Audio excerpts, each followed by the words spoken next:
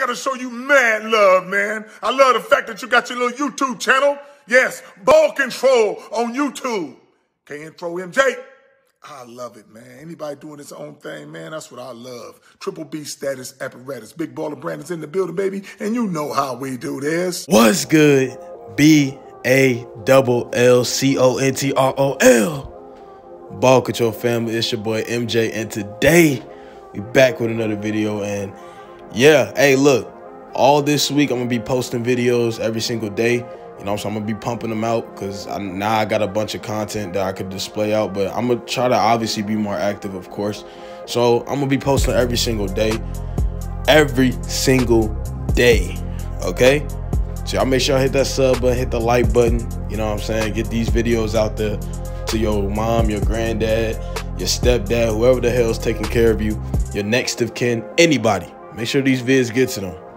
Now, gonna hop into this James Harden and Philadelphia 76ers crap. Now listen, I'm gonna make another video about Brooklyn tomorrow, okay? I'm gonna make a video from Brooklyn's perspective tomorrow. But today I'm gonna make a video about Philly since my Celtics play Philly tomorrow, and besides, I wanna talk about Philly today anyway.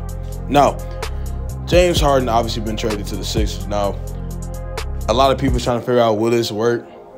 How is this gonna, how is this pairing? It's going to be with Joel Embiid, or you got some negative people, oh, well, this ain't going to work, blah, blah, blah. Listen, Philly definitely had to make a move like this. The way Daryl Morey was holding on to Ben Simmons, was holding him hostage, was literally rejecting a bunch of deals from separate NBA teams, you had no choice but to make this move. You had no choice. Now that you get James Harden here in Philly, the interesting thing is his fit on the court. Obviously, it's going to be less touches for Tyrese Maxey and guys like Matisse Thybulle, things like that. It's not going to really be a lot of touches, mainly Tyrese Maxey. He's going to have to take a step back, and sadly, he's probably going to have to be put into the three-point shooting row. Guys like Tobias Harris is going to get less touches because we all know James Harden isn't that great without the ball in his hands, and he's at his best with the ball in his hands. So expect a lot of pick and rolls, obviously, between him and Joel Embiid, pick and pops. Maybe you can run a little bit of flare screens with Tobias Harris as well in there. That's something Doc Rivers is going to have to figure out. And obviously, the best thing Philly has done was not include Matisse Thybulle in those trades, because we know James Harden sucks at defense. So you need a guy like Thybulle. You still got Danny Green, who's a solid defender. So you got guys that can make up for James Harden's shit defense. Then on top of that, James Harden's, what he's going to bring to the team is playmaking. I mean, you see Joel Embiid been trying to do the little playmaking point center role lately, really because he ain't really have nobody to really play make for him.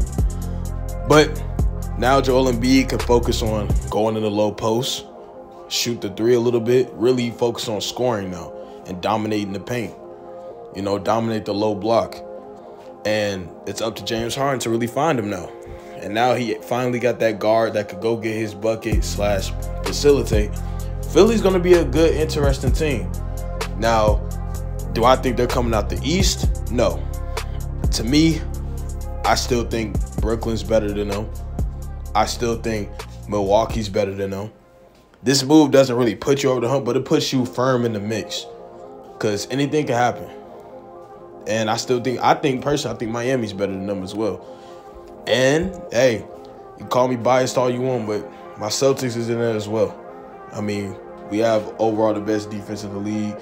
I feel like we got guys that we could throw at Harden and Embiid. We're not going to shut them down, of course, but we can make it tough for them. So, yeah. And you still got Chicago in there. You still got Cleveland. But I just think Cleveland and Chicago, they're not necessarily ready yet. They're still young. But, hey, it's the NBA. Anything can happen. Any upsets can happen. We know that from last year. So, you never know. But do I think this move really puts Philly over the hump for real? Not necessarily.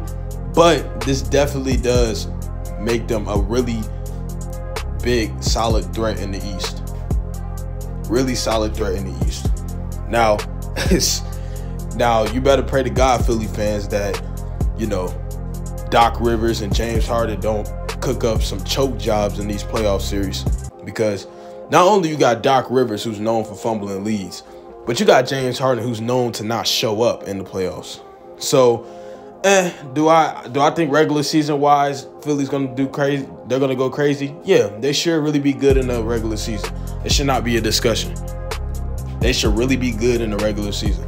But when it comes to playoff time, when the lights shine bright, y'all want to get on Ben Simmons for not performing in the playoffs.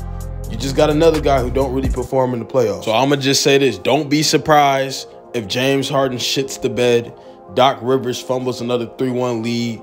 Don't be surprised. Philly fans, do not be surprised.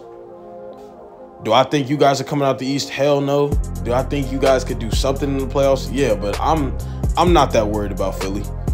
I'm not. I wouldn't be that much worried about Philly. I mean, they're a good team. With James Harden, they're a really good team. But they're not better than Brooklyn, Milwaukee, or Miami. They're just not. They're just not. And James Harden, listen, you underperform in Philadelphia, it's a wrap. It's a wrap. And I'm going to just say this. James Harden needs to ball out in these playoffs, and he needs to go get a ring, because this is just looking bad. You crying to get up out of Houston. You crying to go get up out of Brooklyn. Now you in Philadelphia, and Joel Embiid is a character. So I could potentially see them butting heads. I'm not saying they are going to butt heads. I'm not saying that. But I could see them butting heads. And I would not be shocked. So James Harden, go call up Ben Simmons and ask him how the fans treated him when he performed bad in the playoffs. Just saying. Just saying. So, Philly fans, you better pray to God, because you guys could potentially be the first team ever to fumble a 3-0 lead. To fumble a 3-0 lead, I can see it. You got Doc as your coach and Harden running the show. But anyway, that's all. That's going to be it for today's video. Salute to everybody at home. Salute to watching the video. I'm your host, MJ. I'm out. Peace.